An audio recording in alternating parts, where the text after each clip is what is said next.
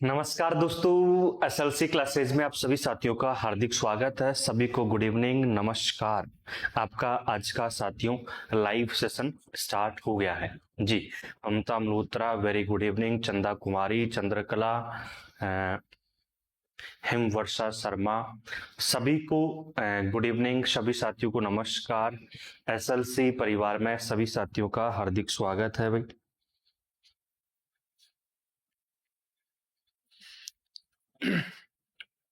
हाँ जी बिल्कुल, have peaceful good evening, बिल्कुल वेरी गुड इवनिंग। ठीक है, तो कल साथियों राजस्थान हाई कोर्ट का एग्जाम है। सभी साथियों को एसएलसी परिवार की तरफ से, मेरी तरफ से सभी को हार्दिक शुभकामनाएं। Wish you all the best विशेष। आपका पेपर बहुत अच्छा हो, जो आप तैयारी की है उससे भी जो है 100 गुना अच्छा पेपर हो भैया। ठीक है, जो माँ बाप का सपना है, जो बापू का सपना है, जो आपका सपना है, जो आपके आने वाला जो भविष्य है, ठीक है, उसको भैया बदलने वाला है। तो उसके सभी के लिए जो है आप सभी को wish you all the best विशेष हम बात करें। ठीक है, तो जयपुर में सेंटर किन किन साथियों को आया है भाई, और कहाँ कहाँ पर आया है बताइए। सर जयपुर आने वाले हैं जी, बिल्कुल। ठीक है, तो वेलकम टू जयपुर। जिन जिन साथियों का जयपुर में सेंटर आया है तो उन सभी का जयपुर में हार्दिक स्वागत है। हाँ जी, एसएलसी आपके घर, हाँ आ जाओ भाई, है ना। एसएलसी भी आ जाओ, हमारे घर पर भी आ जाओ, स्टूडियो है ना जी। ठीक है, तो जयपुर आप में से किन किन का सेंटर है बताना एक बार। देखिए, अभी तक आपने साथियों एप्लीकेशन डाउनलोड नहीं किया तो download SLC classes application from Google Play store. इस वीडियो के नीचे लिंक दे रखा है, यहाँ से भी आप डाउनलोड कर सकते हो। दूसरा, आपके टेलीग्राम ग्रुप आपको देखने को मिल जाता है, ऑफिशियल टेलीग्राम जो है एसएलसी क्लासेस जयपुर के नाम से, इसको आप ज्वाइन कर सकते हो, जो कि आपके लिए जो है यहाँ पर विद अपडेट्स के साथ न्यूज आपको देखने के लिए मिल जाती है। राजस्थान लाइव सेकेंड ग्रेड का कोर्स स्टार्ट है ही, ठीक है। और लाइब्रेरी एंड इंफॉर्मेशन साइंस की हम साथियों बुक्स की हम बात करें तो आपके लिए जो बुक्स अवेलेबल है, क्लास नोट्स बुक्स अवेलेबल है, वॉल्यूम फर्स्ट सेकंड थर्ड आपको, जो कि तीनों वॉल्यूम क्लास नोट्स हो जाते हैं। और आपके बूस्टर बुक आपके है, और प्रैक्टिस सेट जो क्वेश्चंस आपको देखने के लिए मिल जाते हैं जी। हाँ जी, देव कह रहे हैं सर मानसरोवर में मेरा आया है, जयपुर में आया है मेरा, इंटरनेशनल टैगोर मानसरोवर में आया है। मुकेश कुलहरी कह रहे हैं। चंद्रकला कह रहे हैं सर मेरा जोधपुर आया है, ठीक है ना। नेहा कह रहे हैं सर मेरा सेंटर भी जयपुर आया, अच्छा बहुत अच्छी बात है। ठीक है, तो क्वेश्चन स्टार्ट करें हम आज की इस क्लास का, और क्लास का पहला क्वेश्चन आपके सामने है। हमने आईएसबीडी से क्वेश्चन स्टार्ट किया है, तो क्या क्या आंसर होने वाला है जी बताइए, कमेंट बॉक्स में आंसर देना स्टार्ट कर दीजिए भाई जी। टैगोर इंटरनेशनल स्कूल जो है, हाँ जी बिल्कुल, जो है मानसरोवर में भी है। हिमवर्षा शर्मा बिल्कुल, नमस्ते नमस्ते जी। क्वेश्चन आपका रेडी है भैया, ठीक है। आईएसबीडी का मिलान करना है और आंसर देना है क्या है। देखिए आईएसबीडी जिसे हम कह सकते हैं इंटरनेशनल स्टैंडर्ड बिब्लियोग्राफिक डिस्क्रिप्शन जिसे हम कह सकते हैं भाई, ठीक है। ओके है नहीं, आईएसबीडी इंटरनेशनल स्टैंडर्ड बिब्लियोग्राफिक डिस्क्रिप्शन जिसे हम कह सकते हैं। जैसे ही पेपर होता है बाहर आते ही साथियों क्या करना है, पेपर की पीडीएफ आपको बनाकर भेजनी है, जितना हो सकता है उतना जल्दी हम बात करें जी। ममता मल्होत्रा का डी आ रहा है, कांता वर्मा का डी आ रहा है, किड्स फन का यहाँ पर जो है डी है, लगभग लगभग सभी का डी आंसर आ रहा है। देखिए हम बात करें आईएसबीडी एस जो है साथियों किससे संबंध रखता है, यह आपके सीरियल से संबंध रखता है। एस का मतलब सीरियल।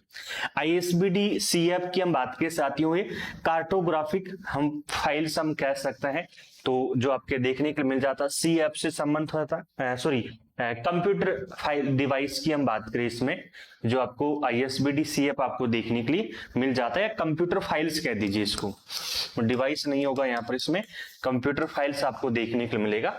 तो इसमें आईएसबीडी एस में जो है आपको 4 नंबर देखने को मिल जाता है, आईएसबीडी सीएफ में 3 नंबर, आईएसबीडी एफ जो मोनोग्राफ आपको देखने को मिल जाता है, और सीएफ आपकी कार्टोग्राफिक मटेरियल आपको देखने को मिल जाता है। तो ये 2 आपको देखने के लिए मिल जाता है, 4 3 1 2। तो यहाँ पर ऑप्शन नंबर दोस्तों क्या हो जाता है, D option is right answer.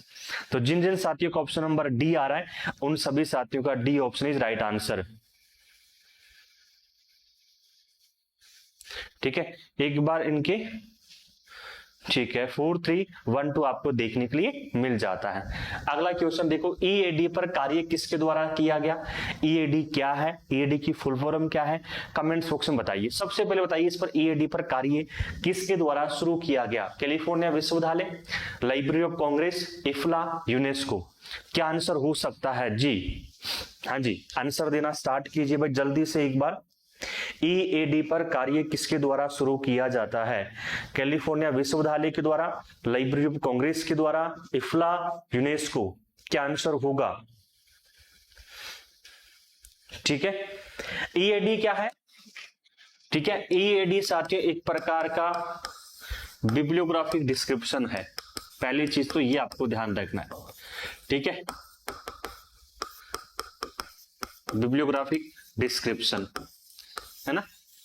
और इस ईएडी का फुल फॉर्म है साथियों encoded archival, encoded archival description. ये साथियों आपको ईएडी का पूरा नाम आपको देखने के लिए मिल जाता है, ठीक है। तो ईएडी जो है यह किसके लिए काम करता है? आर्चिवल, मतलब ये जो बिब्लियोग्राफिक डिस्क्रिप्शन है यह आपके अभिलेखागार के लिए काम करता है, ठीक है। ऐसे पुस्तकालय जो अपने आप में जो बहुत पुराने डॉक्यूमेंट्स मेंटेन करते हैं उन सभी के लिए काम करता है। हाँ जी, Library of Congress, good evening sir, बिल्कुल गुड इवनिंग। ए ऑप्शन आ रहा है, इफ्ला भी आ रहा है यहाँ पर, ठीक है। दीप्ति तिवारी का यहाँ पर डी आंसर आ रहा है, मनीषा मेघवाल का ए ऑप्शन आ रहा है, ठीक है। ईएडी जो है इस पर कार्य जो शुरू किया जाता है वह साथियों कैलिफोर्निया विश्वविद्यालय के द्वारा शुरू कार्य किया जाता है, ठीक है। अगर हम बात करें, देखिए कैलिफोर्निया विश्वविद्यालय की हम बात करें, ईएडी पर जो कार्य स्टार्ट होता है, ठीक है, वह आपके वर्ष 1988 में प्रारंभ होता है। किसके द्वारा? कैलिफोर्निया विश्वविद्यालय के द्वारा या कैलिफोर्निया यूनिवर्सिटी के द्वारा। इसके बाद में इसका जो फर्स्ट एडिशन जो जारी किया जाता है, पहला एडिशन जो जारी किया जाता है वह वर्ष 1992 में इसके बाद जो जारी किया जाता है, ये भी आपको ध्यान रखना। और प्रेजेंट जो एडिशन आता है वह 2015 में आपको देखने के लिए मिल जाता है। क्लियर है नहीं? ईएडी एनकोडेड आर्चिवल डिस्क्रिप्शन, जिसे हम ईएडी कहते हैं, ये अभिलेखागार के लिए जो अपने आप में जो है ग्रंथ सूचीकरण विवरण तैयार करता है, ठीक है। इसको पहली बार जो तैयार करता है कैलिफोर्निया विश्वविद्यालय के द्वारा, वर्ष 1988 में कार्य स्टार्ट करता है, वर्ष 1992 में इसका पहला एडिशन लाया जाता है। वर्तमान में साथियों 2015 में जो है एडिशन आपको देखने के लिए मिल जाते हैं जी, है ना।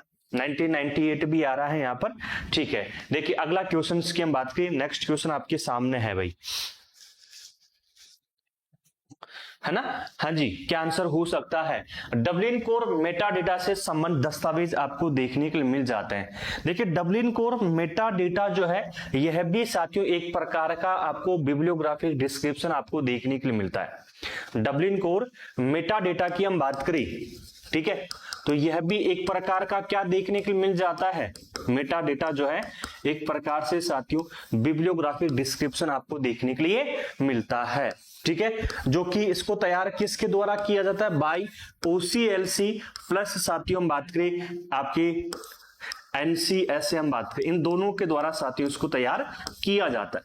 किस ईयर में तैयार किया गया ये आपको कमेंट बॉक्स में बताना है। और यह संबंधित दस्तावेज आपको जो देखने के लिए मिल जाते हैं कौन कौन से हैं भैया? क्या आंसर हो सकता है? हाँ जी, ठीक है। प्रदीप कुमार का सी आ रहा है, पूजा यादव का ए आ रहा है, चंदा का बी आ रहा है, प्रदीप कुमार का डी, ठीक है। देखिए इसके दस्तावेज का मतलब है कौन कौन से मानक पर काम करता है, ठीक है। संबंध दस्तावेज मतलब ये किस किस स्टैंडर्ड पर काम करता है, किस किस मानक पर आपको काम देखने के लिए मिल जाता है, ठीक है। तो पहला IETF RFC 5013 इस मानक पर भी काम करता है, ठीक है। ISO स्टैंडर्ड 15836, ठीक है, डैश हम बात करें 1:2017 इस मानक पर भी काम करता है। और निस्को साथियों हम बात करें 293.85 जिसे हम कह सकते Z39.85, ठीक है, इस मानक पर भी काम करता है। तो उपरोक्त सभी आ जाएगा, जिसे हम ऑल ऑफ दी अबाउ भी कह सकते हैं। क्लियर है नहीं? तो भैया डी आंसर जिसका आ रहा है उन सभी का सही हो जाता है, बाकी का तो ए सी यहाँ पर रॉन्ग आंसर। बहुत इंपॉर्टेंट क्वेश्चन है, लगभग हर बार यहाँ से क्वेश्चन आता है। ज्यादातर जो क्वेश्चन पूछे जाते हैं कि डब्लिन कोर मेटा डेटा में कितने एलिमेंट्स होते हैं, ये भी पूछा जाता है। तो इसमें टोटल एलिमेंट्स की हम बात करें, कितने आपको देखने को मिल जाते हैं? 15 एलिमेंट्स आपको देखने के लिए मिल जाते हैं। डब्लिन कोर मेटा डेटा में कितने एलिमेंट्स होते हैं? 15 एलिमेंट्स होते हैं। ये आंसर दीजिए भैया किस ईयर में? पूजा यादव का आंसर सही आ रहा है, दीप्ति तिवारी का यहाँ पर सही है। सर इसको 1995 में तैयार किया जाता है। बिल्कुल, अगर हम बात करें जो है डब्लिन कोर मेटा डेटा जो है इसको तैयार कब किया जाता है? 1995 1995 में इसको तैयार किया जाता है जी। अरुणा काइम बिल्कुल, वेरी गुड इवनिंग। ठीक है, नेक्स्ट क्वेश्चन देखिए, एशिया सेकंड के भाग के किस अध्याय में समष्ट निकायों जैसे हम कॉर्पोरेट बॉडी जो है के शीर्षक से संबंधित आपको देखने के लिए मिल जाता है? आंसर देना स्टार्ट कीजिए, क्या आंसर हो सकता है भैया? ठीक है, हाँ जी, तो चैप्टर आपसे पूछा जा रहा है कि कौन सा चैप्टर कॉर्पोरेट बॉडी से संबंधित है, आंसर दीजिए। देखिए एशिया सेकंड हम चर्चा करें, Anglo American cataloguing rule second जो कि 1978 में आता है, फिर उसमें समय समय पर अमेंडमेंट्स होते रहते हैं, उसी की हम चर्चा यहाँ पर कर रहे हैं। इसके 2 भाग हैं, कितने पार्ट्स हैं? हम कह सकते हैं साथियों इसके 2 पार्ट्स आपको देखने के लिए मिल जाते हैं। 2 पार्ट्स कौन कौन से साथियों? बात करें, एक तो पार्ट 1 आपको देखने के लिए मिल जाता है और एक पार्ट 2 आपको देखने के लिए मिल जाता है। पार्ट 1 डिस्क्रिप्शन संबंध आपको देखने के लिए मिल जाता है। पार्ट 1 किससे संबंधित है? डिस्क्रिप्शन से संबंधित है। ठीक है, जिसमें 1 से लेकर 13 चैप्टर्स आपको देखने के लिए मिल जाते हैं, यस या नो? ठीक है, इसके बाद में पार्ट सेकंड, इसको हम 2 भागों में बांट सकते हैं। पार्ट सेकंड को 2 भागों में बांटते हैं। एक में तो साथियों आपको देखने के लिए मिल जाता है हेडिंग्स, ठीक है, uniforms, titles and referential service आपको देखने के लिए मिल जाती है, जिसमें 21 से 26 चैप्टर आपको देखने के लिए मिल जाते हैं। ठीक है, और एक में भाग में आपको देखने के लिए मिल जाता है अपेंडिसेस। ठीक है, अपेंडिसेस आपको देखने के लिए मिल जाता है, जिसे हम परिशिष्ट हम कह सकते हैं, जो कि 4 अपेंडिसेस आपको देखने के लिए मिल जाते हैं, जिसे हम कहते हैं शॉर्ट फॉर्म में कैंग। अभी मैं इसका भी समझाता हूं आपको। ठीक है, हाँ जी, आंसर देना स्टार्ट कीजिए, कौन सा चैप्टर है? पूजा यादव का यहाँ पर सी ऑप्शन आ रहा है sir, choice chapter number 24 corporate body से संबंध रखता है जी। बिल्कुल, प्रदीप कुमार का यहाँ पर बी आ रहा है, मुनेशी मीना का यहाँ पर सी आ रहा है, नेहा सिसोदिया का सी आ रहा है, और जो है यहाँ पर आंसर क्या हो जाएगा? Chapter 24 C option is right answer आपको देखने के लिए मिल जाता है। क्लियर है नहीं? एसीआर सेकंड की हम बात करें साथियों, इसके 2 भाग होते हैं। एक भाग डिस्क्रिप्शन, दूसरा भाग होता है हेडिंग्स एंड यूनिफॉर्म्स। पहला भाग में चैप्टर्स कितने दिए गए? 1 से 13 तक। दूसरे भाग में चैप्टर्स कहां से कहां तक? 21 से 26 तक आपको चैप्टर्स देखने के लिए मिल जाते हैं। ठीक है, दूसरा भाग हम बात करें साथियों हेडिंग्स एंड कैनन्स में, heading and uniforms and title references में 21 से 26 चैप्टर्स, और इसी में आपको अपेंडिसेस देखने के लिए मिल जाते हैं, जिसे शॉर्ट फॉर्म में हम साथियों क्या कहते हैं? कैंग के नाम से जानते हैं। शॉर्ट फॉर्म में हम किस नाम से जानते हैं? कैंग के नाम से भी हम जानते हैं भाई। ठीक है,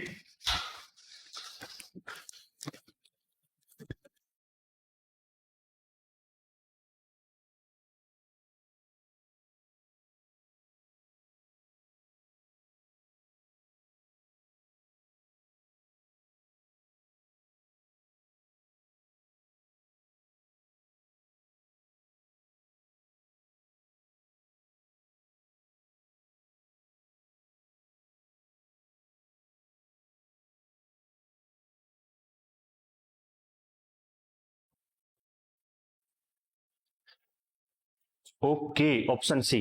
ठीक है, तो यहां पर option C option is right answer आपको देखने के लिए मिल जाता है। अगला क्वेश्चन देखो, एक थोड़ा सा इसके कैंग के बारे में बात करते हैं। इसमें साथियों अपेंडिसेस की हम बात करें तो अपेंडिसेस इसमें 4 अपेंडिसेस आपको दी गई है, हम बात करें। ठीक है, क्लियर है नहीं? तो 4 अपेंडिसेस आपको ध्यान रखना है, इसमें जो है CANG इसकी क्या होती है, एक प्रकार से इसकी फुल फॉर्म आपको देखने के लिए मिल जाती है। अगला देखो, कौन से उपसूत्र का उपयोग श्रृंखला प्रक्रिया में किया जाता है? कौन से उपसूत्र का? हाँ बिल्कुल, हम कैंग जो होती है, कैंग जो है आपका अपेंडिसेस ए जो है, अपेंडिसेस ए हम बात करिए कैपिटलाइजेशन से होता है, ठीक है, क्लियर है नहीं? दूसरा अपेंडिसेस बी जो है यह न्यूमरल से संबंध रखता है, एन जो है ये अपेंडिसेस सी है ये न्यूमरल से संबंध है, ठीक है। अपेंडिसेस ए जो है एब्रिविएशन, एन जो न्यूमरल्स, और जी जो आपको देखने को मिल जाती है ग्लोसरी से संबंध आपको देखने के लिए मिल जाती है। यहाँ पर जो है आंसर भी आ रहा है, ठीक है। कौन से उपसूत्र का उपयोग श्रृंखला प्रक्रिया में किया जाता है? जी बताइए, कौन से उपसूत्र का प्रयोग श्रृंखला प्रक्रिया में किया जाता है? अन्विष्ट शीर्षक का उपसूत्र, प्रसंग का उपसूत्र, स्थायित्व का उपसूत्र या प्रचलन का उपसूत्र आपको देखने के लिए मिल जाता है। क्या आंसर होने वाला है? जल्दी से आंसर दीजिए भाई। हाँ जी, देखो हाईकोर्ट वाले जो है इसकी एंट्री की हम बात करें, उसमें कोई भी किसी प्रकार की चर्चा नहीं की गई है। शायद 10 बजे कहा गया है और एंट्री का उसमें जो क्लोजिंग गेट का उसमें टाइमिंग नहीं है, तो भैया सुबह 10 बजे पहुंच जाओ। 1 घंटे का तो आपको टाइमिंग देंगे लगभग, जो हम बात करें 10 से 11 तो आपको देखने के लिए मिलेगा, लेकिन फिक्स नहीं है। बहुत सारे स्टूडेंट्स का जो है मैसेज भी आ रहे हैं ये जी। देखिए कौन से उपसूत्र की हम बात करें तो उपसूत्र में साथियों है अन्विष्ट शीर्षक का जो उपसूत्र होता है, इसमें यहाँ पर श्रृंखला प्रक्रिया में प्रयोग किया जाता है। ऑप्शन क्या हो जाएगा साथियों? आपके जो है A option is right answer आपको देखने के लिए मिल जाता है। तो जिन जिन साथियों का ऑप्शन नंबर ए आ रहा है उन सभी साथियों का option A is right answer. D answer आ रहा है, सी आ रहा है, ठीक है ना भैया। प्रचलन का उपसूत्र, अन्विष्ट शीर्षक का उपसूत्र आपको देखने के लिए मिल जाता है, ठीक है। और अगर हम बात करें उपसूत्र, देखिए उपसूत्र को हम क्या कहते हैं? कैनन हम कहते हैं। कैनन शब्द का प्रयोगकर्ता कौन है? WCB सेट्स याद रखना है। कौन है? WCB सेट्स हम बात करें, और इसी को हिंदी में क्या कहते हैं? उपसूत्र हम कहते हैं, ठीक है। तो ये उपसूत्र शब्द कौन देता है? डॉक्टर SR रंगानाथन के द्वारा प्रयोग किया जाता है, ये आपको ध्यान रखना है, ठीक है।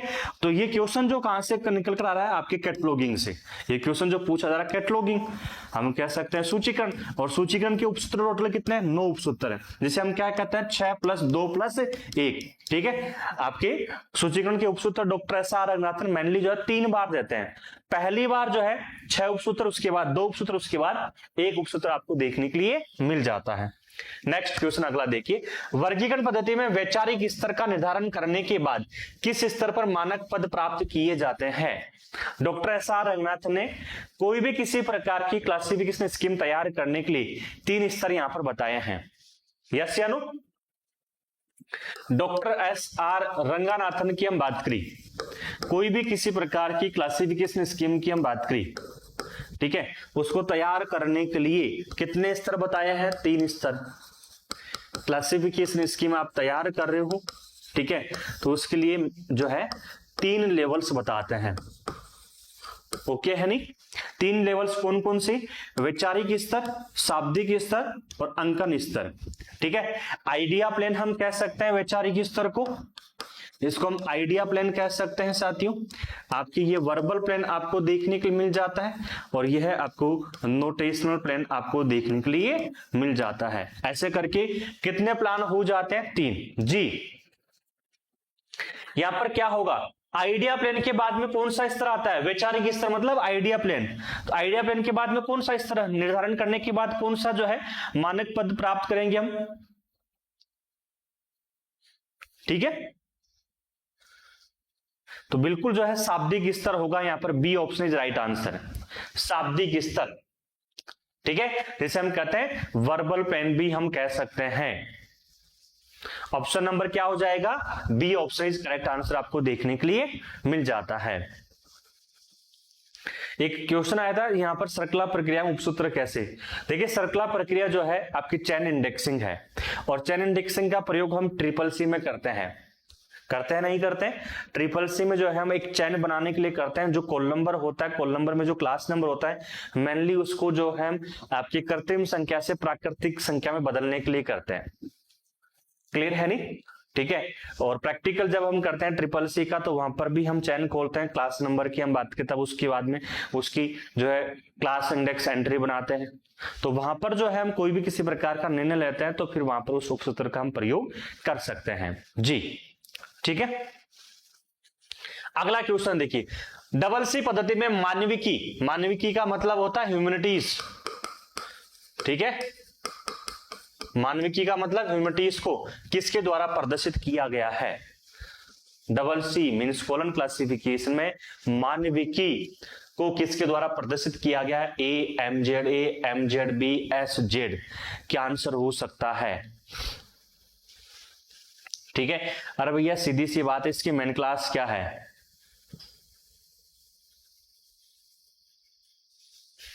ठीक है, इसकी मेन क्लास क्या है?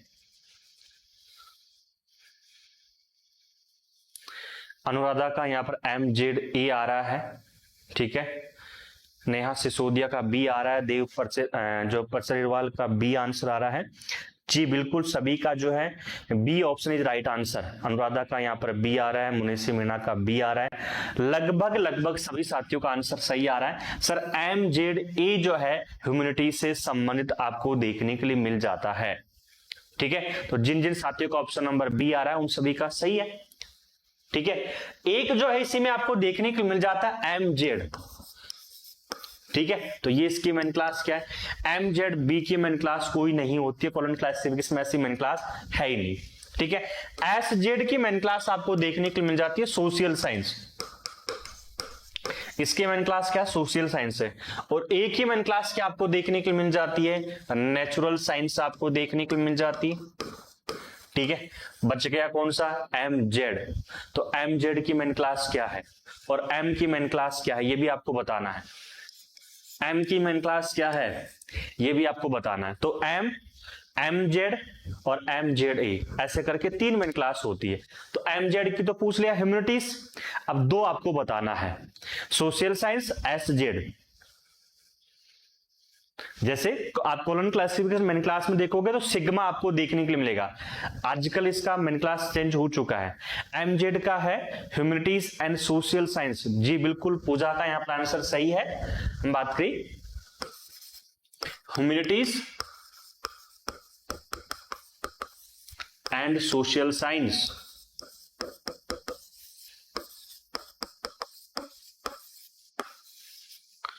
ठीक है, ये चीज आपको ध्यान रखनी। एम का मेन क्लास क्या है ये बता दीजिए। बिल्कुल जो है यहाँ पर फिर आंसर आया है एक स्टूडेंट का, पूजा यादव का। सर इसकी मेन क्लास जो देखने को मिल जाती है वो है यूजफुल आर्ट्स। बिल्कुल सही कहा आपने। ठीक है, एम की मेन क्लास क्या है? यूजफुल आर्ट्स आपको देखने के लिए मिल जाती है। ठीक है, और एन जो है इसी में जो मिलता जुलता है फाइन आर्ट्स, कहीं जो है ये मत आपकी ये यूजफुल आर्ट्स एम की मेन क्लास है और फाइन आर्ट्स की मेन क्लास क्या है? एन आपको देखने के लिए मिल जाती है जी।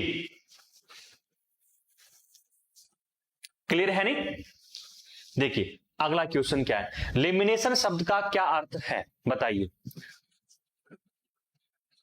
सर डीएलआईस क्लास पढ़नी है, संजू प्रजापत कह रहे हैं। डीएलआईस की क्लासेस आपको एप्लीकेशन पर मिल जाएगी और एप्लीकेशन आप डाउनलोड कर लीजिए एसएलसी क्लासेस का गूगल प्ले स्टोर से, वहां पर आपको अवेलेबल हो जाएगी। आपके दो है 02 और 03 दोनों क्लासेस मिल जाएगी आपको। हाँ जी बताइए क्या आंसर हो सकता है? नेहा सिसोदिया का बी आ रहा है, लेमिनेशन शब्द हम बात करी। ठीक है, पृथकनीय जो है यहाँ पर ए आ रहा है, अर्धव्यापकत्व जो है यहाँ पर ऑप्शन सी आ रहा है, लगभग जो है ऑप्शन जो है सभी का संचयन सतह है। आंसर जो होगा इसमें पृथकनीय होगा, इसमें हम बात करें। सर कौन सा ऐप है? SLC classes. ठीक है, तो इसमें जो आंसर होगा साथियों हम बात करी, ये ऐप डाउनलोड कर लीजिए आप। यहां पर पृथकनीय देखिए, modes of formation of subject है, modes of formation of subject की हम बात करी है ना। तो इसमें लेमिनेशन शब्द की उत्पत्ति किससे होती है? लैटिन भाषा के लेमिने से होती है। ठीक है। तो इसमें जो है विषयों को हम परत दर परत में बांटते हैं, हम सॉरी इसमें विषयों को जो हम क्या करते हैं, आपके एक विषय का दूसरे विषय के साथ हम प्रयोग कर सकते हैं। तो ये एक प्रकार से पृथक कनीय आपको देखने के लिए मिल जाता है। दूसरा, इसी लेमिनेशन के साथियों दो टाइप्स आपको देखने को मिल जाते हैं। कितने टाइप्स होते हैं? दो टाइप्स होते हैं। ठीक है, कौन कौन से टाइप्स होते हैं भैया? एक तो होता है लेमिनेशन काइंड 1, लेमिनेशन काइंड 1 आपको देखने को मिल जाता है। ठीक है, और दूसरा कौन सा होता है? लेमिनेशन काइंड 2 आपको देखने को मिल जाता है। काइंड 2 आपको देखने के लिए मिल जाता है। क्लियर है नहीं? ठीक है, लेमिनेशन काइंड 1 और लेमिनेशन काइंड 2 आपको देखने को मिलता है। लेमिनेशन काइंड 1 में हम बात करें साथियों, वह आपको देखने को मिलता है कंपाउंड सब्जेक्ट। ठीक है, और लेमिनेशन काइंड 2 जो होती है, इसमें कौन सा जो है आपको देखने को मिलता है? इसमें सुपर इंपोजिशन डिवाइस का प्रयोग होता है। भाई हम कह सकते हैं आपके लेमिनेशन काइंड 1 में जो है मौलिक विषय के साथ एकल विषय का प्रयोग होता है, और इसमें लेमिनेशन काइंड 2 में एक साथ दो एकल विषयों का हम प्रयोग करते हैं। क्लियर है नहीं? नेक्स्ट क्वेश्चन देखो भाई, अगला क्वेश्चन, फ्यूजन प्रक्रिया का विभाजन कितने प्रकारों में किया जाता है? जी आंसर देना स्टार्ट कीजिए। और कौन कौन सी है भैया? डिसेक्शन है, डेनुडेशन है, ए एन बी बोथ है, या नन ऑफ दीस है? क्या आंसर होने वाला है? फ्यूजन प्रक्रिया का विभाजन कितने प्रकारों में किया जाता है? क्या आंसर हो सकता है? जल्दी से एक बार आंसर दीजिए भैया।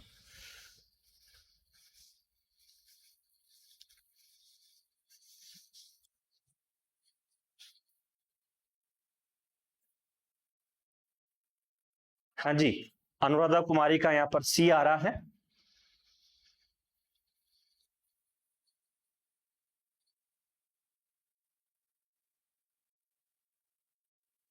जी, लगभग लगभग सभी साथियों का जो है option C option is right answer. ठीक है, ए एंड बी बहुत आपको देखने को मिल जाता है, option C option is right answer हो जाता है। एक चीज बताइए, फ्यूजन जो है ये विषय निर्माण विधि किसके द्वारा दी जाती है? एक तो फ्यूजन है और एक फ्यूजन है। तो यहाँ पर फ्यूजन जो विषय निर्माण विधि है, यह किस विद्वान के द्वारा दी जाती है? कमेंट बॉक्स में आंसर देना स्टार्ट कीजिए, क्या आंसर हो सकता है? ठीक है, फ्यूजन विषय निर्माण विधि को हम दो भागों में बांटते हैं, according to A Neelameghan के अनुसार बात कर रहा हूं। बाकी का जो हम बात करी कई जगह आपको जो है इनको अलग अलग टाइप करके बताया गया है। ठीक है, लेकिन according to exam UGC NET के एग्जाम्स के अकॉर्डिंग हम बात करें तो फ्यूजन के दो टाइप्स मानकर चलते हैं, ये हमेशा ध्यान रखना है। ठीक है, और ये जो फ्यूजन विषय निर्माण विधि है ये किसके द्वारा दिया जाता है? ए नील मेगन के द्वारा दिया जाता है, ये भी आपको ध्यान रखना है।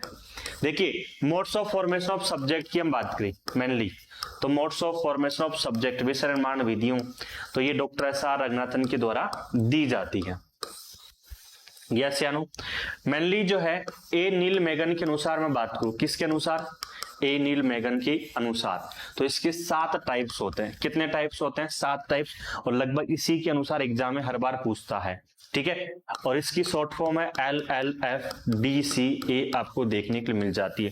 लो भैया, ये 7 टाइप हो जाते हैं, L L F D C A आपका यहाँ पर राइट आंसर हो जाता है। एल का मतलब क्या हो जाता है? लेमिनेशन। दूसरा एल का मतलब, यह हम कह सकते हैं पहला एल का मतलब लूज असेंबलेंस, दूसरा एल का मतलब लेमिनेशन, तीसरा जो है यहाँ पर आपको फ्यूजन देखने को मिल जाता है, चौथा फ्यूजन। ठीक है, तो ये एफ जो है यहाँ पर इसका है फ्यूजन, ये फ्यूजन जो है दिया जाता है ए नील मेगन के द्वारा, और दूसरा एफ जो है ये हो जाता है फ्यूजन, ये किसके द्वारा दिया था? डॉक्टर एस आर रंगनाथन के द्वारा। डी का मतलब डिस्टिलेशन, सी का मतलब क्लस्टरिंग, और ए का मतलब हो जाता है एग्लोमेरेशन आपको देखने के लिए मिल जाता है। क्लियर है नहीं? कोई डाउट्स आपको यहां तक? नेक्स्ट क्वेश्चन देखो भाई, अगला क्वेश्चन, तुलनात्मक विधि के उपयोगिता का महत्व नहीं है। तुलनात्मक जो विधि होती है, ठीक है,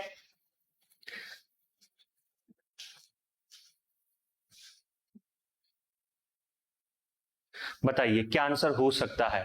तुलनात्मक विधि की उपयोगिता का महत्व नहीं है। नवीन उपकल्पनों का निर्माण, उपकल्पनाओं का परीक्षण, विश्लेषणात्मक अध्ययन, या अंतर वस्तु विश्लेषण, क्या आंसर हो सकता है?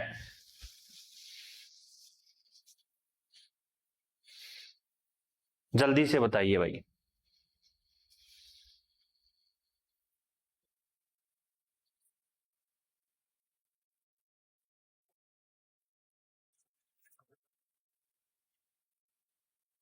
देखिए तुलनात्मक विधि में जो आपको देखने के लिए मिल जाता है उपयोगिता के रूप में, वह आपको देखने के लिए मिल जाता है अंतर वस्तु विश्लेषण। ऑप्शन नंबर यहाँ पर डी होगा।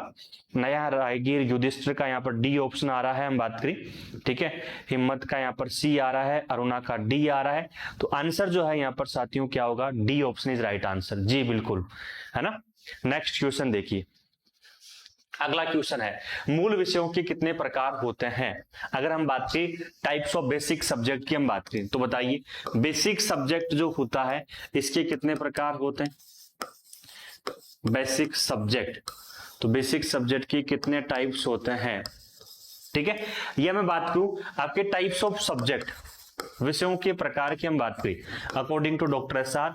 रंगनाथन, तो टाइप्स ऑफ सब्जेक्ट जो है मेनली साथियों कितने प्रकार होते हैं, 3 प्रकार होते हैं, ठीक है।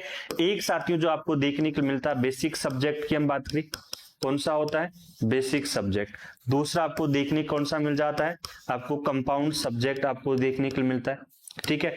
और तीसरा जो आपको देखने के लिए मिलता है वह कौन सा मिलता है, कॉम्प्लेक्स सब्जेक्ट आपको देखने के लिए मिल जाता है। ऐसे करके साथियों टाइप्स ऑफ सब्जेक्ट की हम बात करें, विषयों के प्रकार की हम बात करें, कितने प्रकार हो जाते हैं आपके, 3 प्रकार। इसमें जो है कंपाउंड सब्जेक्ट का कोई टाइप नहीं होता है, ना ही कॉम्प्लेक्स सब्जेक्ट का कोई प्रकार देखने के लिए मिलता है।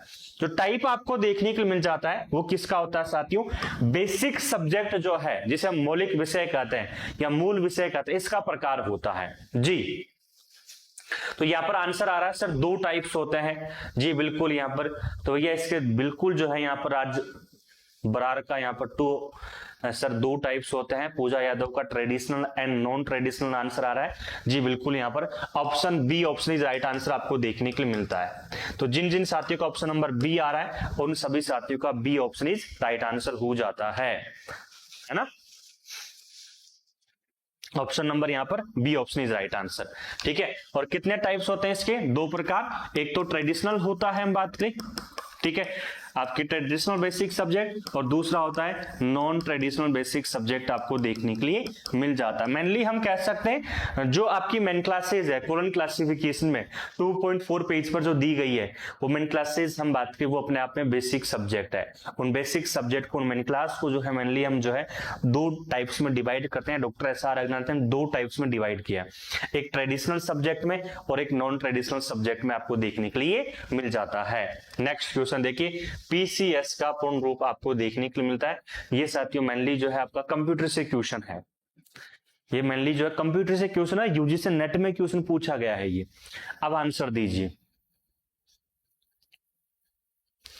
है ना। विवेक कह रहे हैं सर मुझे DLS 03 और DLS 02 का प्रैक्टिकल क्लास, विवेक आपको प्रैक्टिकल क्लास DLS का जो है आपको एप्लीकेशन में मिलेगा।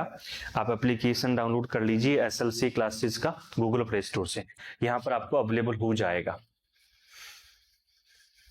जी option sir personal control service, ठीक है। राजबरार का यहां पर आ रहा है sir project control system private,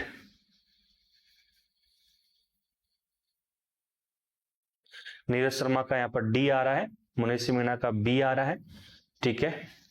Manisha Meghwal का डी आ रहा है,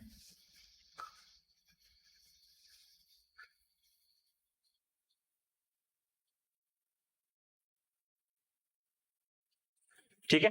आंसर होगा पर्सनल कंट्रोल सर्विस आपको देखने के लिए मिल जाता है। अगला देखिए, मैनेजमेंट से क्वेश्चन स्टार्ट हो चुके हैं, ठीक है। अगर भैया थोड़ा सा मैनेजमेंट में जो है लेवल लेकर चला गया एग्जामिनर तो शानदार क्वेश्चन पूछे जाएंगे मैनेजमेंट में, क्योंकि आपके पूरी मैनेजमेंट दे रखा है। जो आप बीकॉम में पढ़ते हो ना वो पूरी मैनेजमेंट आपके जो है आपकी दे रखी है लाइब्रेरी साइंस में। तो मैनेजमेंट से थोड़ा सा क्वेश्चन ऊपर नीचे आया तो क्वेश्चन बन सकते हैं, बहुत अच्छे क्वेश्चन। देखिए भैया, उच्च स्तर से निम्न स्तर तक अधिकार प्रदान करना क्या कहलाता है, ठीक है। उच्च स्तर से निम्न स्तर तक अधिकार प्रदान करना क्या कहलाता है, आंसर देना स्टार्ट कीजिए, जल्दी से बताइए। जी आंसर जो है विभागीयकरण आ रहा है, ऑप्शन डी भी आ रहा है। यहां पर हम है कमाल की, ठीक है, बी ऑप्शन है। हरी में गोडवाल का यहाँ पर सेकंड ऑप्शन आ रहा है। बिल्कुल आंसर जो है यहाँ पर विकेंद्रीकरण आपको देखने के लिए मिल जाता है। Option B option is right answer, या हम कह सकते हैं सेकंड ऑप्शन यहाँ पर सही हो जाता है, विकेंद्रीकरण गुणवत्ता प्रबंध का जनक है। देखो कुछ बेसिक से क्वेश्चंस आ रहे हैं, इनका सीधा सा जो है आंसर आपको देखने के लिए मिल जाता है ना। हाँ जी, गुणवत्ता प्रबंध का जनक है डेमिन, आपके जुगरन आपको देखने के लिए मिल जाते हैं, कैम्बेल जोन्स हो जाते हैं, डेनिस ग्रोगन हो जाते हैं, फिलिप क्रॉस बॉय आपको देखने के लिए मिल जाते हैं। क्या आंसर हो सकता है जी बताइए। आंसर पूजा कुमाऊत का यहाँ पर बी आ रहा है, राजबरार का यहाँ पर जो है यहाँ पर आंसर कैसे, पूजा कुमाऊत का यहाँ पर बी आ रहा है, युधिष्ठिर रागीर का ए आ रहा है। हम बात करें तो बताइए गुणवत्ता प्रबंध का, हम बात करें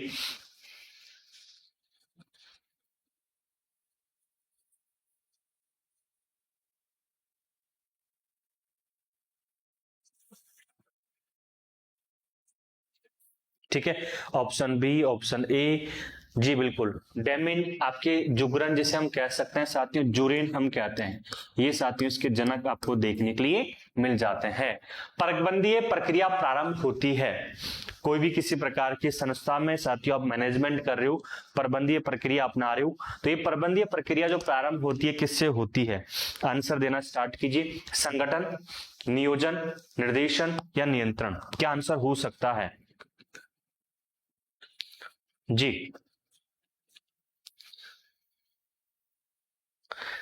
ठीक है, प्रबंध की प्रक्रिया जो प्रारंभ होती है वह संगठन से स्टार्ट होती है, हम बात करें मैनेजमेंट जो प्रारंभ करते हैं बेसिक से हम बात करें, या नियोजन से स्टार्ट करते हैं, निर्देशन से करते हैं या नियंत्रण से करते हैं।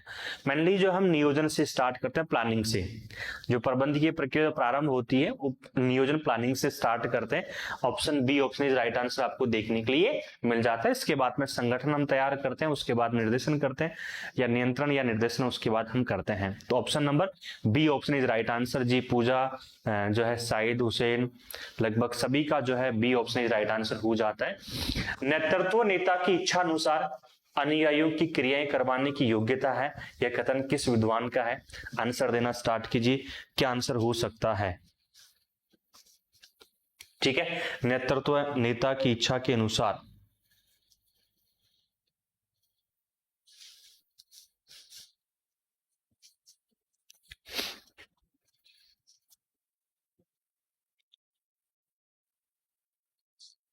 जी बिल्कुल। क्या हाँ बिल्कुल, किसान कह रहे हैं सर पोस्ट गोब से भी हम लगा सकते हैं, बिल्कुल पोस्ट गोब से भी इसका जो है आप आंसर दे सकते थे कि प्लानिंग जो है।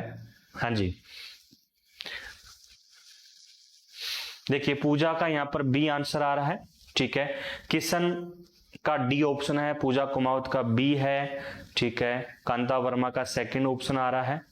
तो इसमें जो आंसर होगा रमा का यहाँ पर डी आंसर आ रहा है जी। नेतृत्व के नेता की इच्छा के अनुसार अनुयायियों की क्रियाओं की हम बात करें, ये स्टेटमेंट जो आपको देखने के लिए मिल जाता है फ्रैंकलिन जी मुरे का आपको देखने के लिए मिल जाता है। Option B option is right answer, ठीक है। तो जिन जिन साथियों का ऑप्शन नंबर बी आ रहा है उन सभी साथियों का B option is right answer, Franklin ji Murray. Sir English में भी दिया करो, ठीक है। आज तो मैराथन क्लास एंड होने जा रही है, एग्जाम होने जा रहा है। अब नेक्स्ट जो क्लासेस जितने भी होगी टेस्ट सीरीज, वो 100% कोशिश करूंगा कि इंग्लिश में भी सीरीज लेकर आऊं, ठीक है।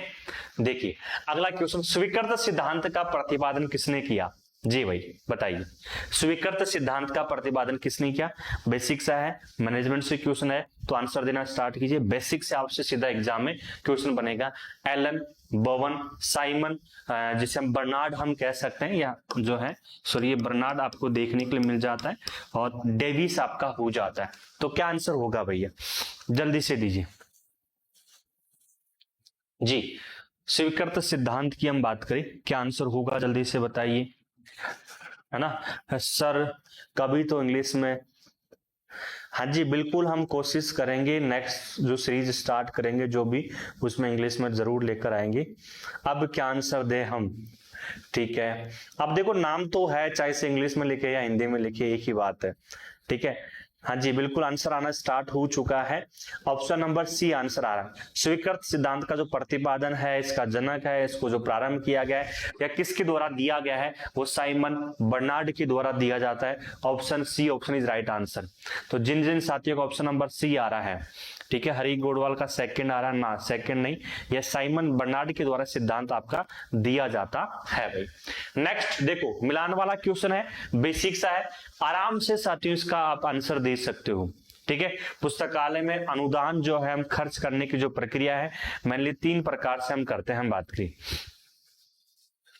है ना सर। अपना एग्जाम तो 16/2/2025 को है, राजस्थान लाइब्रेरियन सेकंड ग्रेड का। जी बिल्कुल, ठीक है, बहुत जल्द एग्जाम होने वाला है, दूर नहीं है 2025, बहुत जल्द आपको देखने के लिए मिलेगी 2025 में। तैयारी करना स्टार्ट रखो भैया, रेगुलरिटी रखो विद डिसिप्लिन के साथ, ठीक है। मिलान करो या सूची 1 सूची 2। देखिए आपके अनुदान 3 प्रकार के होते हैं, आवर्ती, अनावर्ती और अद्यर्थ अनुदान। अनावर्ती अनुदान जो होता है कभी कभार खर्चों के लिए दिया जाता है, जैसे भैया आग, दीमक, बाढ़ नहीं, वेतन भत्ते नहीं, भवन फर्नीचर के लिए दिया जा सकता है, बिल्कुल। तो ऑप्शन नंबर 3। अद्यर्थ अनुदान जो होता है कभी कभार दिए जाते हैं, या सॉरी आकस्मिक खर्चों के लिए दिए जाते हैं, जैसे आग, दीमक, बाढ़ हम बात करें, ये इसके लिए दिए जा सकते हैं। तो ऑप्शन नंबर ए। तो 3 किस में आ रहा है, इसी में आ रहा है, तो वैसे इसमें हो जाएगा। आवर्ती अनुदान जो होता है, जो रोजमर्रा खर्चे होते हैं, जैसे वेतन भत्ते हो गए, इसी में आपको देखने के लिए मिलेगा। ऑप्शन नंबर 2 आ गया। और त्रिपत्रक प्रणाली इसमें आपको देखने के लिए मिल जाता है। तो 3 कार्ड सिस्टम होता है, जो कि डॉक्टर एस.आर. रंगनाथन के द्वारा तैयार की जाती है, जिसे हम कह सकते हैं, ठीक है। 3 कार्ड सिस्टम जो है, जो आपसे संबंध जो रखेगी, वह साथियों किससे संबंध रखती है, पहली चीज तो ध्यान रखना, पीरियोडिकल से, ठीक है। सामयिक प्रकाशनों के लिए साथियों इसका हम यूज करते हैं, क्लियर है नहीं। और किसके द्वारा, बाय डॉक्टर एस.आर. रंगनाथन जो हो जाते हैं, इनके द्वारा साथियों इसको तैयार किया जाता है, ये भी आपको ध्यान रखना है, ठीक है। इसमें 3 कार्ड होते हैं, ये किस ईयर में तैयार की जाती है, कमेंट बॉक्स में बताइए। 3 कार्ड सिस्टम का प्रयोग किस वर्ष में हम करते हैं, जी आंसर देना स्टार्ट कीजिए, क्या आंसर हो सकता है। 3 कार्ड्स जो सिस्टम है, इसका प्रयोग हम किस वर्ष में करते हैं, आंसर दीजिए भाई जल्दी से, आंसर क्या हो सकता है आपका।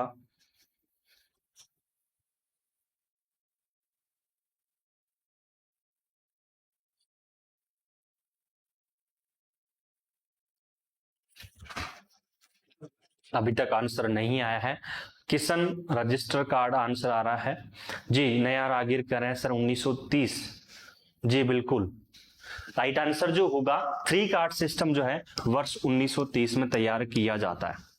किस ईयर में तैयार किया जाता है, वर्ष 1930 में आपको देखने के लिए मिल जाता है, क्लियर है नहीं, ठीक है। नेक्स्ट क्वेश्चन देखो, अगला क्वेश्चन, मिलान करें सूची 1 और सूची 2 की हम बात करें, ठीक है।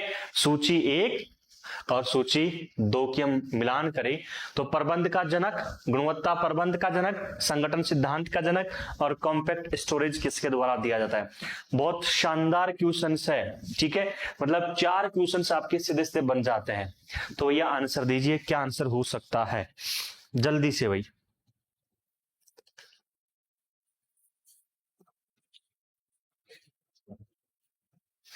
आंसर नहीं आया है अभी, बी आंसर आ रहा है यहाँ पर, ए ऑप्शन भी आ रहा है। प्रबंध का जनक जो आपको देखने के मिल जाता है, वैसे आप आंसर लगाना चाहो तो लगा सकते हो, प्रबंध का जनक है हेनरी फ्योल, ठीक है। प्रबंध आपकी प्रबंध के जनक किसे कहते हैं, हेनरी फ्योल को कहते हैं। ऑप्शन नंबर 3 आ रहा है, तो सीधा सीधा आंसर हो जाएगा, हम बात करें ऑप्शन नंबर 1, ठीक है। गुणवत्ता प्रबंध का जनक है फिलिप क्रॉस बॉय, आपको देखने को मिल जाता है। संगठन का सिद्धांत का आपको देखने को मिल जाता है, उर्वरक का आपको देखने को मिलता है, और कॉम्पैक्ट स्टोरेज एफ टाइडर के द्वारा दिया जाता है। तो इसमें 2 3 4 1 2 आपको देखने के लिए मिल जाता है। A option is right answer, जी बिल्कुल साहिद हुसैन करें सर ए होगा, हाँ जी बिल्कुल ए ऑप्शन यहाँ पर होगा, और ए ऑप्शन यहाँ पर सही हो जाता है इसमें।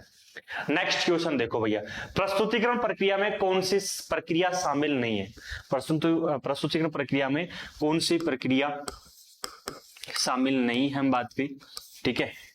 तो वर्गीकरण, सूचीकरण, पुस्तक पत्रक निर्माण, अर्जन प्रक्रिया। पुस्तकालय में पुस्तकों को प्रस्तुत करने के लिए जब हम पुस्तकालय में बुक्स परचेज करते हैं, उस वक्त जो है उस वक्त जो है हम बात करें कौन सी प्रक्रिया नहीं अपनाते हैं, मेनली हम बात करें शुरुआती स्तर पर, वर्गीकरण, सूचीकरण, पुस्तक पत्रक निर्माण, अर्जन प्रक्रिया। देखिए वर्गीकरण अपनाते हैं, ए ऑप्शन आ रहा है यहां पर।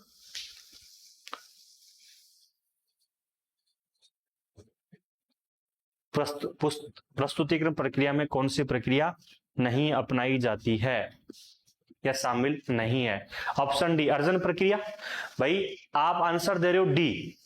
अरे भैया बुक्स जो है परचेजिंग यहीं से स्टार्ट करते हैं, ठीक है, बुक्स परचेजिंग जो स्टार्ट होती है ना वो यहीं से स्टार्ट होती है, तो ये ऑप्शन तो हो ही नहीं सकता।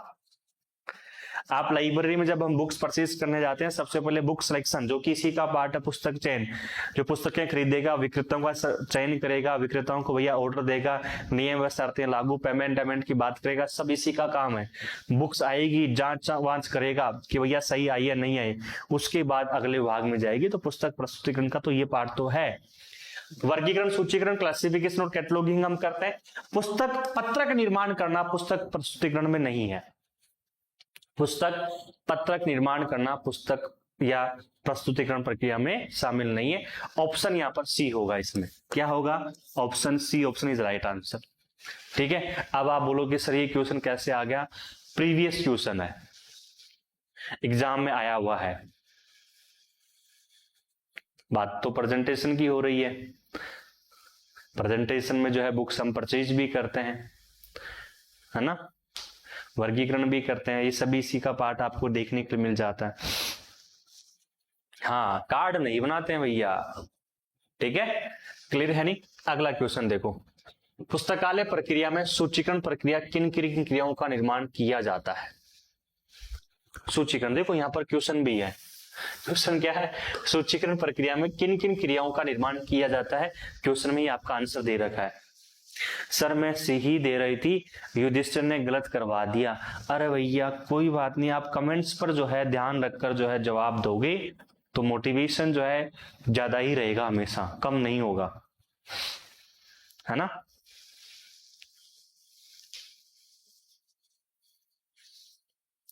एक जब भी क्लास स्टार्ट रहती है शुरू से लेकर लास्ट तक जो है एक कमेंट जो है हमेशा कॉमन रहता है कि सर अगर क्वेश्चंस इंग्लिश और हिंदी में रहते तो थोड़ा सा सवाल का आंसर देना और इजी हो जाता। और जी बिल्कुल नेक्स्ट क्लास में कोशिश करेंगे, ठीक है, आंसर दीजिए भैया।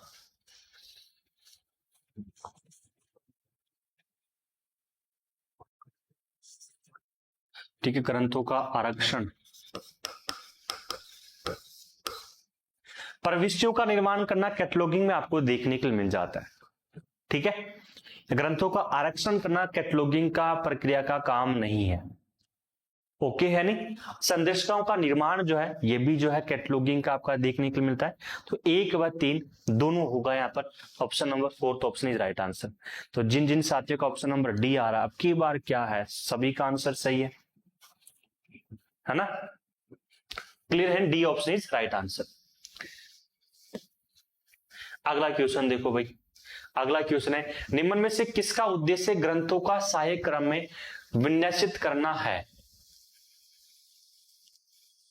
ठीक है ना, टिपिकल हिंदी लैंग्वेज है, क्या आंसर हो सकता है? सहाय्य क्रम में विन्यासित करना है। सीधी सी हम बात करें भैया, कौन सी जो है बुक्स को हम बात करें किसके माध्यम से हम सहाय्य क्रम में अरेंजमेंट करते हैं, ठीक है, आपकी बुक्स को सहाय्य क्रम में हम कह सकते हैं सीक्वेंस क्रम अरेंजमेंट में किसके माध्यम से हम करते हैं भाई जी? तो कैटलॉगिंग में हम क्या करते हैं, प्रविष्टियों का निर्माण करते हैं, ठीक है, निदानी सूचीकरण के माध्यम से नहीं करते हैं भैया। क्लासिफिकेशन के माध्यम से हम बुक्स को अरेंजमेंट करते हैं। मेनली जो है क्लासिफिकेशन में जो है आपकी सब्जेक्ट्स जो आपको देखने के लिए मिल जाते हैं उसी के आधार पर हम क्या करते हैं, क्लासिफिकेशन करते हैं। उसी के आधार पर आगे जाकर जो है अलमारी पर बुक्स का अरेंजमेंट भी होता है, साइक जो हम कह सकते हैं सिक्वेंशियल क्रम की हम बात की, इसी के आधार पर होता है। तो यहाँ पर option number C option is right answer होगा। तो हिम्मत का यहाँ पर सी आंसर आ रहा है ना। हाँ जी, ऑप्शन सी आंसर आ रहा है, ऑप्शन सी, जी C option is right answer जी। ठीक है, नेक्स्ट क्वेश्चन देखो, अगला क्वेश्चन आंसर आ रहा है, पंजी स्वरूप में परिगणन अभिलेख रखने के क्या लाभ होते हैं? परिगणन अभिलेख हम जिसे कह सकते हैं एक्सेशन रजिस्टर। तो बताइए एक्सेशन रजिस्टर में के क्या क्या लाभ आपको देखने के लिए मिल जाते हैं? एक्सेशन रजिस्टर में क्या क्या लाभ आपको देखने के लिए मिल जाते हैं? एक स्टूडेंट कह रहा है सर अरु मेरे को जो है इग्नोर कर रही है, तो क्या हुआ?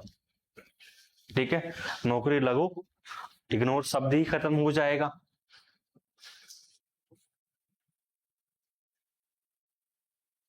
है ना?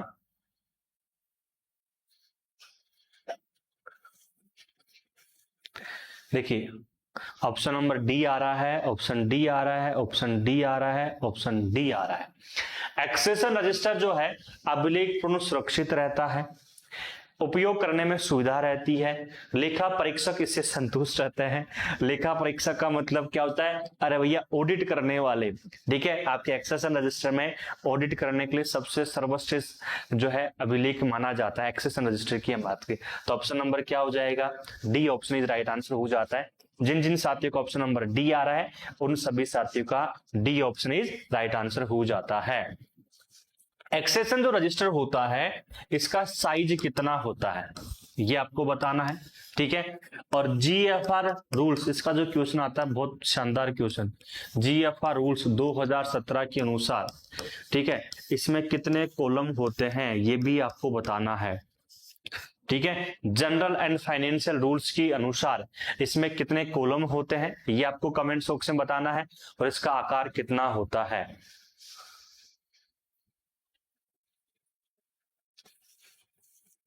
सर ने भी परमिशन दे दी ना? भैया हमने कोई परमिशन नहीं दी है ना? हम यहाँ पर मेल मिलाप करवाने नहीं आते, हम आपको पढ़ाने आते हैं, है ना? अभी पढ़ाई में ध्यान दो भाई।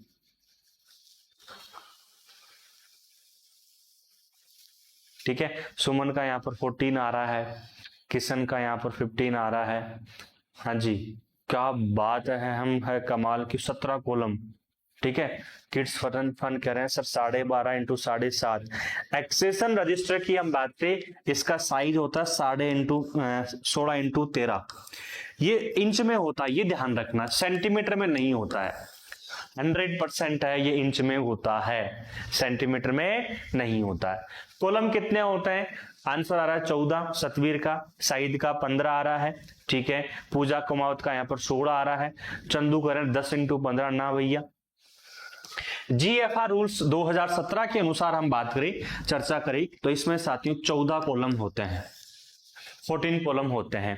और अगर आपसे पूछे सामान्य कॉलम, ठीक है, सामान्य स्तंभ पूछा, स्तंभ का मतलब कॉलम, ठीक है, सामान्य मतलब आपके स्तंभ हो जाते हैं आपके, तो इसमें 15 होते हैं। ठीक है, मतलब आपको सामान्य स्तंभ का मतलब हो जाता है कॉमन, आपसे कॉलम पूछा जाए, कोई रूल का नाम नहीं लेता है, कि आपसे ये नहीं पूछा जा रहा है कि जीएफआर रूल्स के अनुसार नाम ही ना ले। इतना सा पूछे परिगणन पंजिका में कितने कॉलम होते हैं, तो परिगणन पंजिका में 15 कॉलम होते हैं। ठीक है, सामान्य तौर पर हम बात करें, क्लियर है या नहीं? तो यहां पर ध्यान रखना। नेक्स्ट क्वेश्चन देखो, अगला क्वेश्चन, प्रचार तथा विज्ञापन की कौन सी अवस्था है? बताइए क्या आंसर हो सकता है?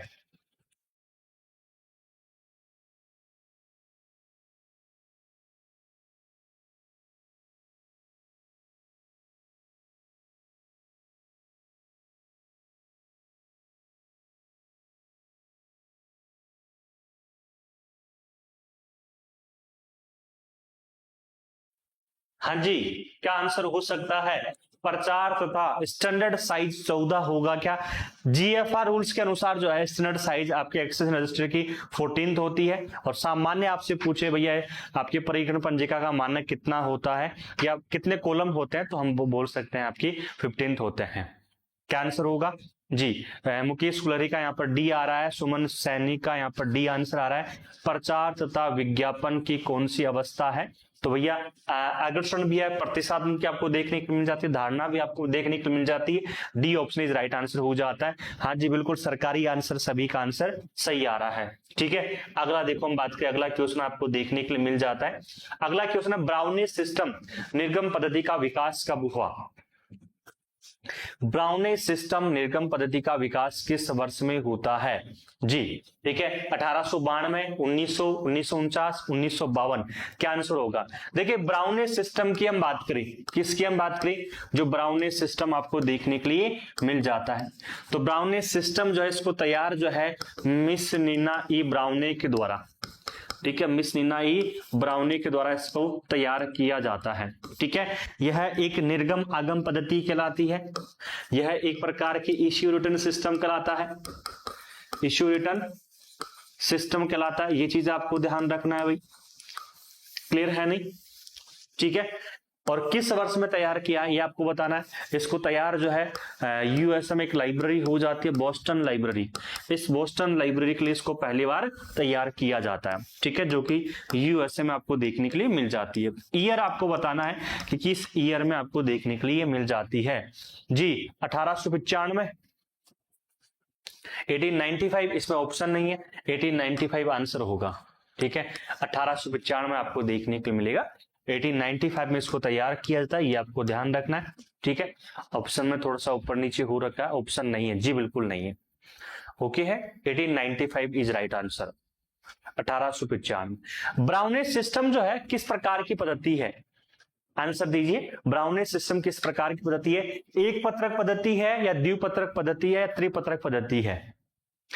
ब्राउनिश सिस्टम जो है एक पत्रक पद्धति है या द्विपत्रक है या त्रिपत्रक आपको देखने के लिए मिल जाती है, कौन सी है भैया? गोल्डन बॉय का आ रहा है त्रिपत्रक है। ठीक है, इसके अलावा क्या आंसर होगा भाई? जल्दी से दीजिए भाई। ब्राउनिश सिस्टम एक पत्रक है, द्विपत्रक है, त्रिपत्रक है। मतलब जो है लाइब्रेरी में अगर हम ब्राउनिश सिस्टम अपनाते हैं तो पाठकों को जो है एक कार्ड दिया जाएगा, दो कार्ड दिया जाएगा या तीन कार्ड दिया जाएगा। अंजू यहाँ पर दो कह रही है, हिम्मत रेना सर दो कार्ड, मनीषा करिए एक पत्रक। देखिए यह साथियों आपके ब्राउनिश सिस्टम आपके द्विपत्रक आपको देखने के लिए मिल जाती है। ठीक है, पाठकों को यूजर्स को इसमें दो कार्ड दिए जाते हैं, ये आपको ध्यान रखना है। और दूसरा जो आपका न्यूयॉर्क सिस्टम आपको देखने के लिए मिल जाती है, जिसे हम कहते हैं नेवार्क प्रणाली भी कहते हैं। तो जो न्यूयॉर्क सिस्टम है जो वर्ष 1900 में तैयार की जाती है, जो वर्ष 1900 में तैयार की जाती है, यह साथियों हम बात करें जो है एक पत्रक पद्धति आपको देखने के लिए मिल जाती है, जिसे हम कह सकते हैं वन कार्ड सिस्टम, जिसे हम क्या कह सकते हैं? वन कार्ड सिस्टम हम कह सकते हैं। तो ये आपको यहां पर ध्यान रखना है, क्लियर है नहीं? ये किसके द्वारा तैयार की जाती है? आप बोलोगे सर जॉन कॉटन डाना के द्वारा इसको तैयार किया जाता है। किसके द्वारा तैयार किया जाता है? जॉन कॉटन डाना के द्वारा। क्लियर है या नहीं? कोई डाउट्स आपको यहां तक कोई भी किसी प्रकार का? जी ठीक है, आज की सीरीज जो है इस सीरीज को हम यहीं पर रोकते हैं। ठीक है, आई होप साथियों इस सीरीज जो है बहुत आपके लिए जो है हेल्पफुल साबित होने वाली है। आपका कल एग्जाम है, सभी साथियों को मेरी तरफ से, एसएलसी परिवार की तरफ से आप सभी को हार्दिक शुभकामनाएं। जो आपका सपना है, जो आपके बापू का सपना है, जो आपका माँ बाप का सपना है, जो आपके आने वाला समय, जो भविष्य को भैया बदलने वाला है, ठीक है, इस सभी के लिए एसएलसी परिवार और मेरी तरफ से सभी का हार्दिक जो है wish you all the best wishes. ठीक है, और आपका जो पेपर है साथियों बहुत अच्छा पेपर हो, जो आपने तैयारी की है उससे भी 100 गुना अच्छा पेपर हो। ठीक है, लेकिन वहां पर जाकर फेलना नहीं है। फेलने का मतलब डिप्रेशन में आना, क्वेश्चन नहीं आ रहा है तो शुरुआत के 10-5 ना। ठीक है, बहुत ठंडे दिमाग से पेपर देकर आना है। ठीक है, दूसरा जो है कोई ट्रिक नहीं है एग्जाम में कि हम बात करें भैया वहां जाने के बाद जो है इस प्रकार से पेपर सोल्व करोगे तो आप एक नौकरी लग जाओगे, बहुत अच्छा पेपर होगा ना। अगर आपको आता है तो आप बहुत अच्छा पेपर होगा, नहीं आता है तो बाहर आकर एक शब्द यूज करेंगे खास, वो खास शब्द यूज नहीं करना है। ठीक है, उसी दिन उसी वक्त जैसे ही बाहर आते हो पेपर सबमिट करके आपको ठान लेना है कि भैया हमें जो है इस एग्जाम में तैयारी करनी। आपको भी पता है जैसे ही एग्जाम दोगे पेपर आपके हाथ में आएगा, लास्ट क्वेश्चन तक पहुंचोगे, आपको आपका जो है रिजल्ट आपको पता रहेगा 100%। कि आपका पेपर किस लेवल का हुआ है। पेपर इजी है तो आपको पता रहेगा, पेपर मॉडरेट है या हार्ड लेवल का है, सब आपको उसी वक्त पता चल जाएगा। ठीक है, रिजल्ट का आपको पता है कि क्या रहेगा, तो भैया पहले से ही जो है, अगर आपका बहुत अच्छा पेपर होता है तो भी हमें नेक्स्ट स्टेप की ओर बढ़ना है, और नहीं होता है तो भी हमें क्या करना है, नया उद्देश्य जो है डिसाइड करना है। ठीक है, माइंड को शांत रखना है वहां। ओके है जी। तो आज की क्लास को मैं यहीं पर समाप्त करता हूं, और बाकी के मिलेंगे अगले सेशन में। तब तक के लिए सभी को जय हिंद, जय भारत।